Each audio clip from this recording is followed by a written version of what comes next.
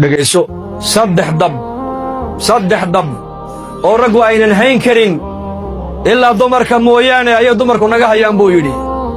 dherigu waa dab ayakaa noo kariya, ubadku waa dab ilmo keliya raggu ma hayn karaan, laakiin hooyadu 10 ciyaal ay seexine kala aamusine kala cuntaysiin. biyaha ragguna waa dab buu yidhi, yakaa ku qaboojinaa buu yidhi. marka insha allah haddaan gabadha guursanno ma furayn insha allah dhaxada gabadhana teen guursanaynaa ta diinta leh. qabiil ha ku qaadan, quruxna ha u eegin, dhaqaalena ha u eegin oo ha ku raacin. saddexdaasi dad kalaa leh, ina kuma lihin.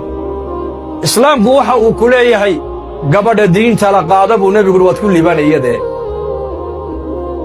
maxaa yeelay si kastoo qofku u qurux badan yahay, hadduu diin iyo akhlaaqu lahayn uu fool xun yahay. si kastuu qofku u fool xun yahay, hadduu diin iyo dabeecad wanaagsan uu leeyahay, qofkaasi uu qurux badan yahay.